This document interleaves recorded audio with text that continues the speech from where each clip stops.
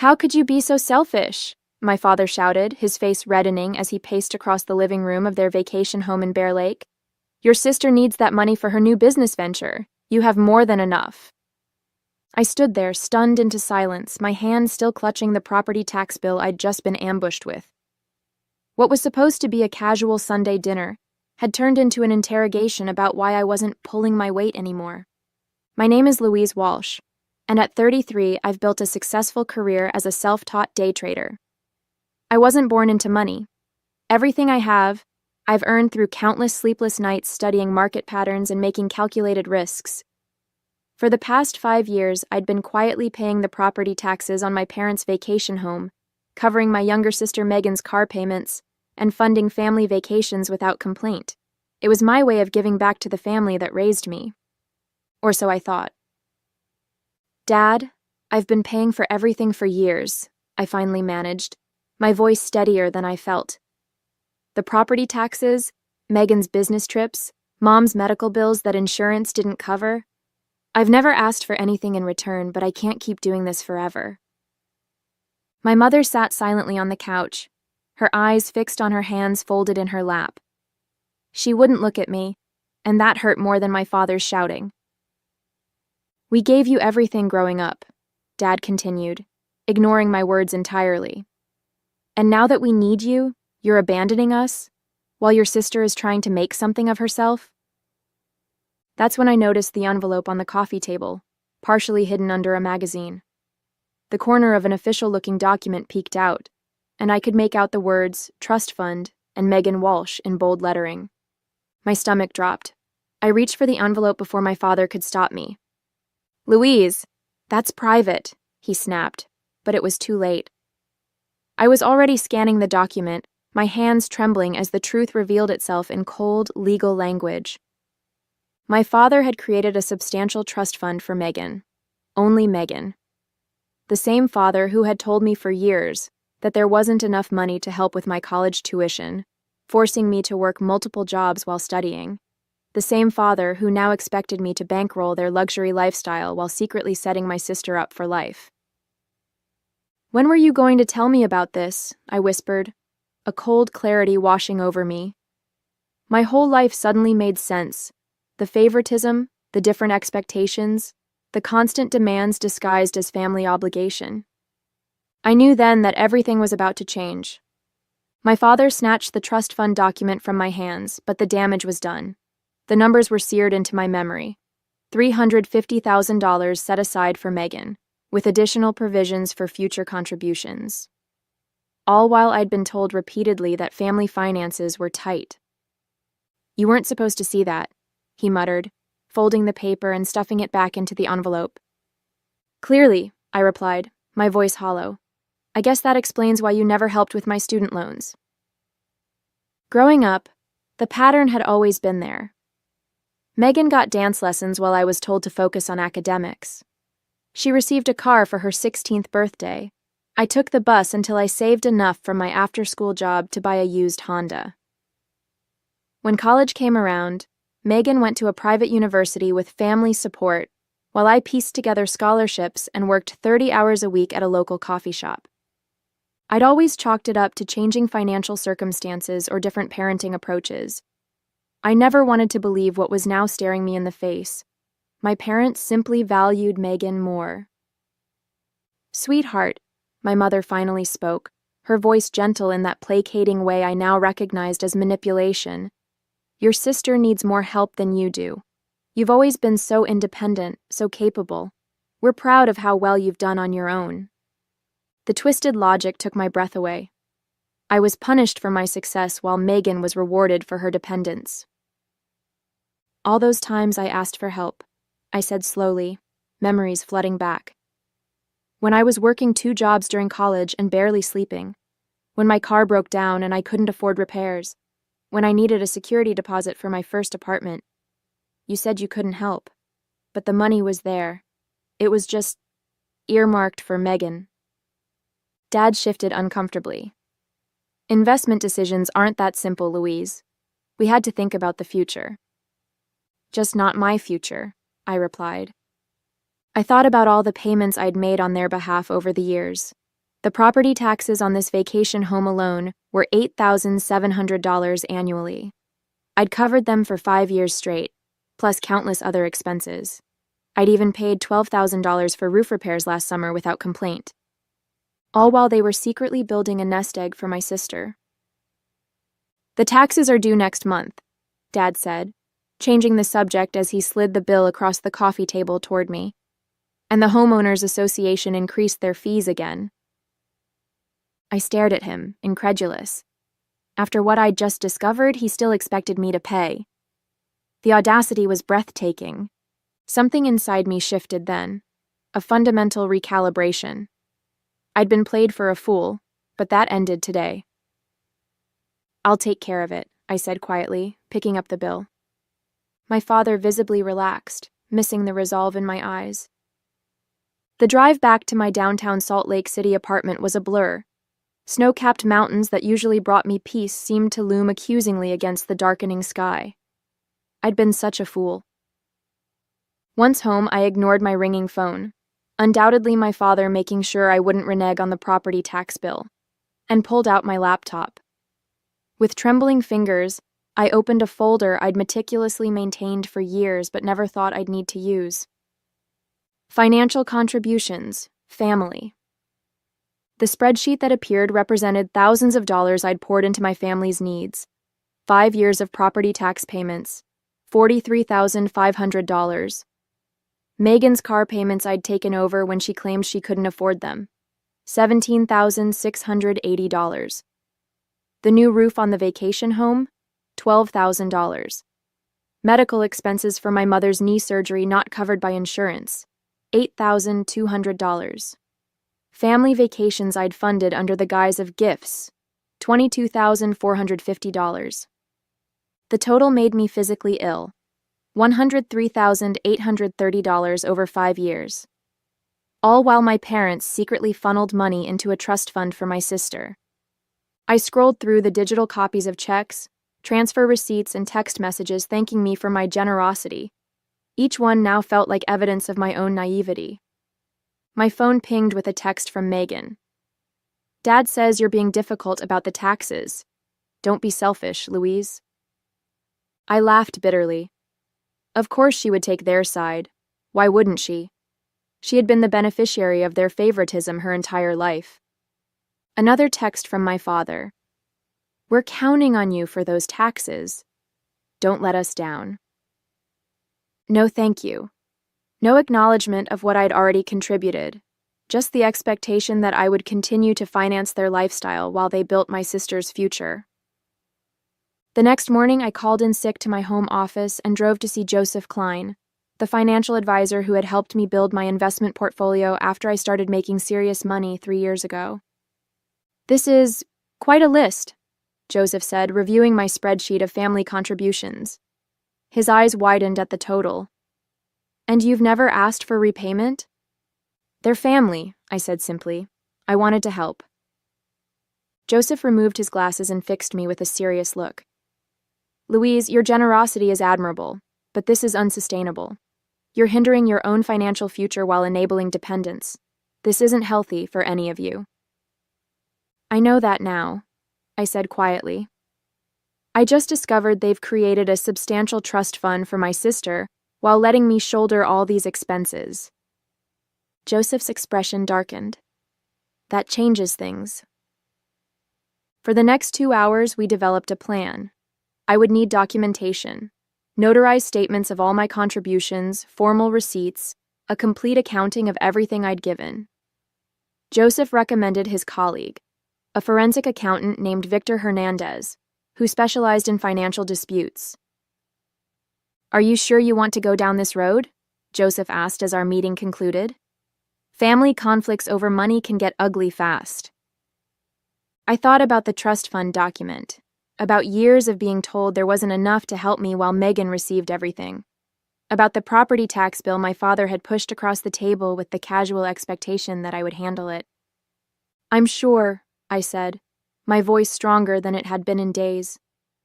It's time they understood exactly what I've been contributing all these years, and what happens when that contribution stops. As I left Joseph's office, I felt something I hadn't experienced in years when it came to my family. Power. 1 week after discovering the trust fund, I sat in Victor Hernandez's office surrounded by stacks of papers. The forensic accountant had been methodically organizing my financial contributions to the Walsh family over the past 5 years. "Your documentation is impressively thorough," Victor noted, sorting through bank statements and receipts. "Most people don't keep records this detailed." My day trading background had instilled good record-keeping habits. Every transaction, every transfer, every expense, all meticulously tracked and categorized. "So what's the total damage?" I asked, steeling myself for the answer. Victor slid a document across his desk. The final tally was even worse than my initial calculations: $118,745. The additional $14,915 comes from interest you've lost by diverting these funds from your own investments," he explained. "Based on your portfolio's performance over this period, that's a conservative estimate." I nodded, feeling a strange mix of vindication and grief. The numbers made the betrayal concrete, undeniable. "What now?" I asked. "That depends on what you want," Victor replied. "If you're seeking legal restitution, we could build a case, though family financial matters can be complicated without written agreements. If you're simply documenting this for your own closure or as leverage in family discussions, we can prepare a comprehensive financial statement." "The second option," I said. "For now." As Victor prepared the documentation, my phone buzzed with text messages. "Dad, haven't received the tax payment yet. Due date is approaching. Megan. Dad says you're being difficult about money. After all they've done for you? Really, Louise?" I silenced my phone without responding. Let them wonder. 3 days later, I received a notarized financial statement from Victor's office. The document detailed every cent I'd contributed to my family over the past 5 years, categorized by recipient, purpose, and date. It included a calculation of lost investment opportunity and a statement from Joseph Klein verifying the legitimacy of the analysis. That same evening, I received a call from my mother.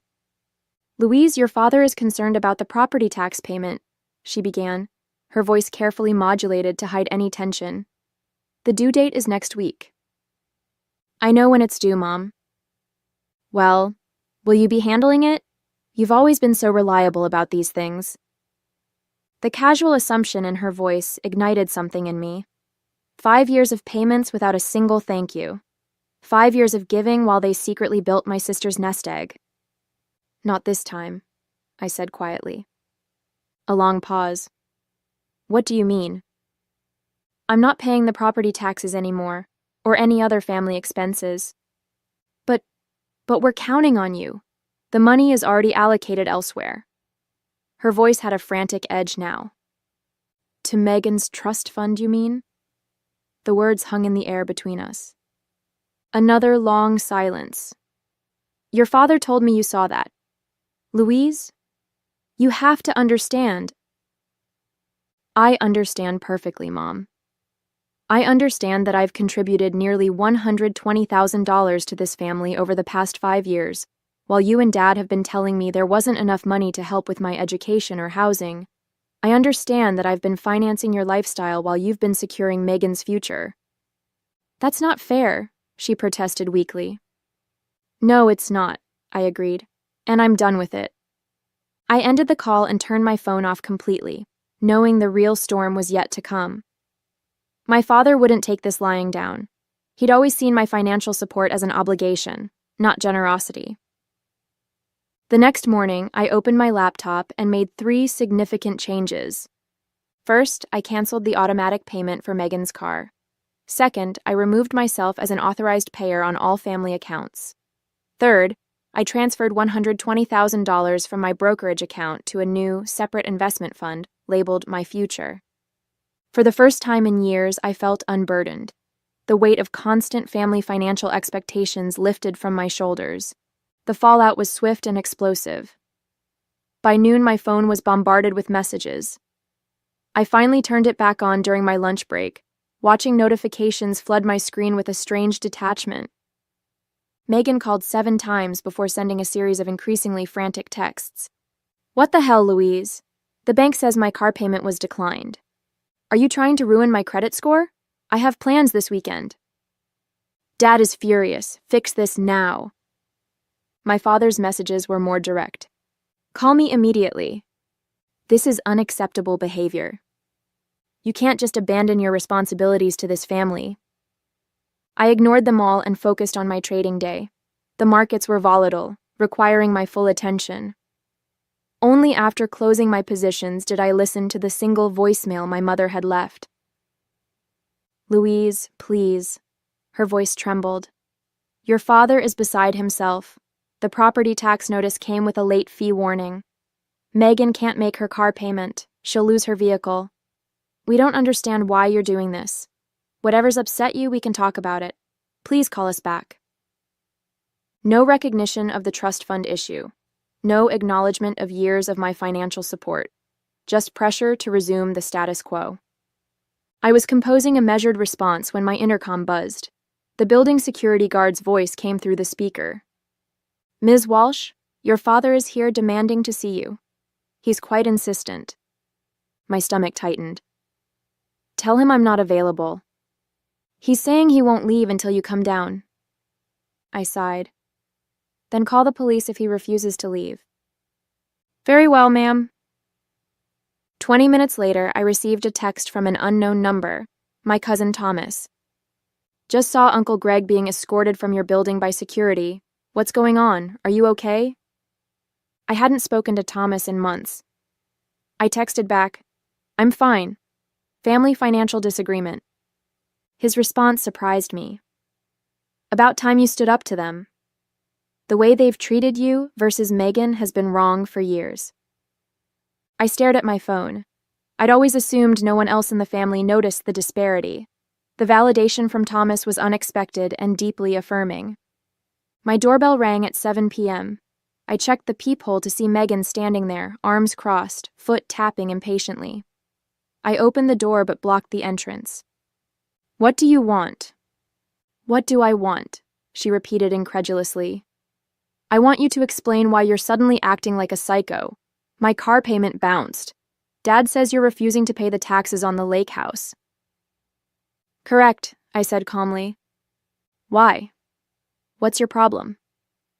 The problem is that I've contributed almost $120,000 to this family over the last 5 years, while Dad has been secretly funding a trust for you.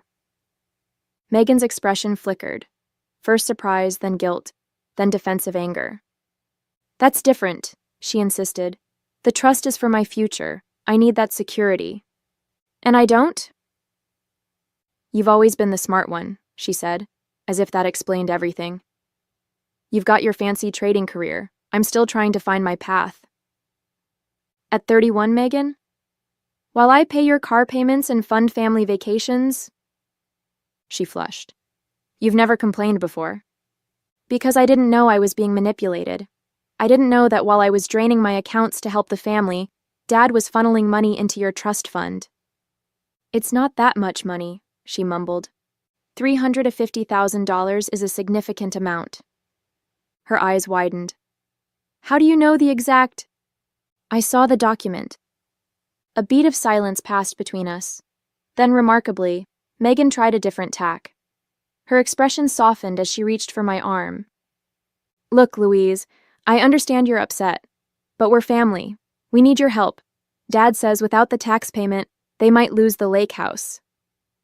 I stepped back, breaking her contact. That's not my problem anymore. You'd let them lose the vacation home, where we spent our summers? How can you be so cold? I looked at my sister, really looked at her, and saw the entitlement that had been cultivated her entire life. She genuinely couldn't comprehend why I would stop financially supporting the family. They have options, I said. They could use some of your trust fund. Megan's face hardened. That's not fair. I smiled sadly. No, Megan. Nothing about this has been fair. I closed the door gently but firmly in her face. 2 weeks passed. The property tax deadline came and went. I maintained radio silence with my parents and Megan, focusing instead on my work and my own financial planning. Joseph had helped me restructure my investment portfolio now that I wasn't hemorrhaging money to my family. The difference was substantial. I could significantly increase my retirement contributions and even consider buying a small vacation property of my own.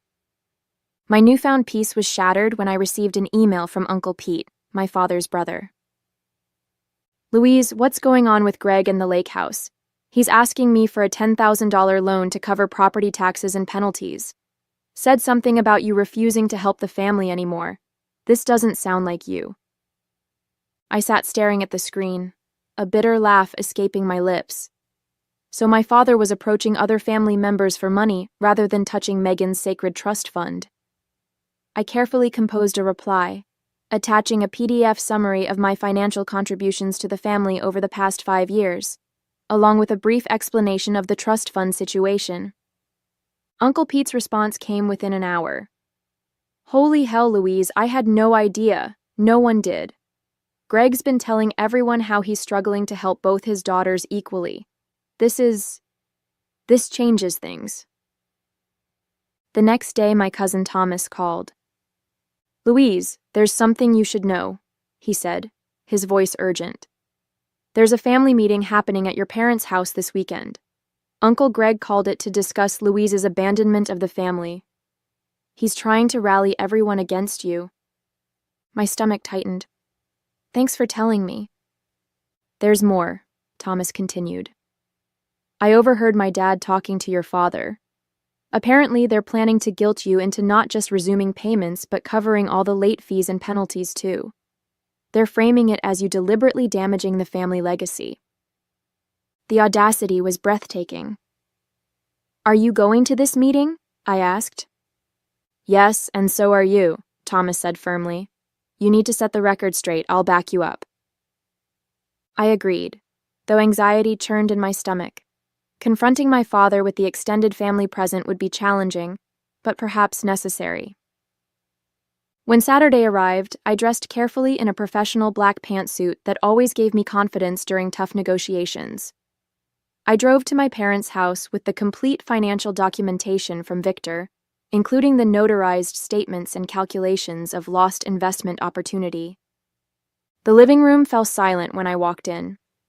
My father stood by the fireplace, clearly in mid-speech. Aunts, uncles, and cousins sat around the room, their expressions a mix of confusion and concern. Megan sat beside our mother on the sofa, both looking uncomfortable. "Louise," my father recovered quickly, "I'm glad you decided to join us. We were just discussing the family vacation home situation." "I'm sure you were," I replied evenly, setting my briefcase on the coffee table. "And I'm sure you provided everyone with all the relevant financial information?" His eyes narrowed. "We're discussing your refusal to meet family obligations." "Interesting." I opened my briefcase. "Because I have 5 years of financial records showing over $118,000 in family obligations I've already met. Money that apparently wasn't available to help with my education or housing, but was somehow available for Megan's trust fund." A ripple of murmurs spread through the room. My Aunt Catherine, always direct, spoke up. "What trust fund?" I looked at my father, giving him the opportunity to answer. When he remained silent, I passed copies of the summary document to everyone in the room. "For the past 5 years, I've paid the property taxes on the lake house, covered Megan's car payments, funded family vacations, and more, totaling nearly $120,000. During the same period, my parents established a $350,000 trust fund exclusively for my sister." The room erupted in overlapping voices. My father's face flushed deep red. "These are private family matters," he thundered. "Exactly," Uncle Pete interjected, standing up. "Family matters, and in this family we should treat our children equally." I hadn't expected this level of support. As the room divided into heated discussions, my father's gaze locked with mine. In his eyes, I saw something I'd never witnessed before. Fear. The fear of exposure, of his carefully constructed narrative crumbling. And behind that fear, something even more unexpected: respect. The family meeting ended with my father storming out and my mother tearfully following him. Megan sat frozen on the couch, avoiding eye contact with everyone. The rest of the family lingered, processing the revelations. "I had no idea it was this bad," Aunt Catherine said, studying the financial documentation. "Greg always portrayed you as the successful one who didn't need help." Uncle Pete shook his head. "This isn't right. The lake house has been part of our extended family memories for years. If you've been paying those taxes all this time, you should have some ownership stake." I hadn't considered this angle. The vacation property was titled solely in my parents' names, despite my significant financial investment in it. "I don't want the house," I explained. "I just want them to recognize the unfairness of the situation." Thomas placed a hand on my shoulder. "Recognition isn't enough, Louise. There should be consequences." 3 days after the family meeting, my phone lit up with a text from my father. No apology, no acknowledgement of wrongdoing, just 4 terse words. "The property taxes are due." I stared at the message, incredulous at his audacity. After everything that had been revealed, he was still treating me like his personal ATM. That evening, I received an unexpected call from my mother. "Louise," her voice was hesitant, "your father isn't handling this well. The lake house means everything to him." "More than treating his daughters equally?" I asked. Her silence was telling. "Mom, I've contributed nearly $120,000 to this family. Dad created a $350,000 trust fund for Megan without ever offering me similar support. The disparity is glaring." "I know," she admitted quietly. "I've always known it wasn't right, but your father makes the financial decisions," I finished for her. "I understand. But this is where it stops." The next morning, I texted my father back with a single attachment: a photograph of the complete notarized financial record of my contributions over the past 5 years, with the total circled in red. No accompanying message was necessary. The documentation spoke for itself. An hour after sending the photo, my phone rang. I expected my father's angry voice, but instead heard Megan's. "Louise?" She sounded shaken. "Dad just showed me all the documentation you sent. Is it really that much? Over $118,000? "Yes, it is," I confirmed. "Every penny documented and verified by a forensic accountant." There was a long pause. "I had no idea," she said finally. "Dad always told me you were helping a little here and there because you had extra money. He never said you were covering major expenses while he was building my trust fund." Her voice cracked on the last words. For the first time, I heard genuine remorse from my sister. "Louise, I don't know what to say. I feel terrible." "It's not entirely your fault," I conceded. "Dad created this situation." "But I benefited from it," she said. "And I never questioned it. I just assumed I deserved the help." Another long pause followed. Then Megan surprised me. "I'm going to fix this," she declared. "It's not right." Before I could ask what she meant, she hung up. The next day, I received formal documentation from my father's attorney. The property taxes on the lake house had been paid in full, along with a legally binding amendment to the ownership. I now owned a 25% stake in the property. Attached was a note from the lawyer explaining that Megan had insisted on using funds from her trust to cover the taxes and legal fees for the ownership transfer. My phone buzzed with a text from my father. This wasn't necessary. Family helps family. I didn't respond. His message revealed that he still didn't understand, or refused to acknowledge, the fundamental unfairness of his actions. Minutes later, another text arrived. This one from my mother. "Your father is struggling with this, but I want you to know I'm proud of you for standing up for yourself. I should have done the same years ago." That evening, Megan called again. "I've asked Dad to split the trust fund equally between us," she said. "He refused at first, but Uncle Pete and Aunt Catherine backed me up. He's meeting with his financial advisor tomorrow to make the arrangements." I felt a weight lifting, not because of the money itself, but because of what it represented. Acknowledgement, fairness, respect. Thank you, Megan, I said sincerely. No, she replied. Thank you for finally making us face the truth.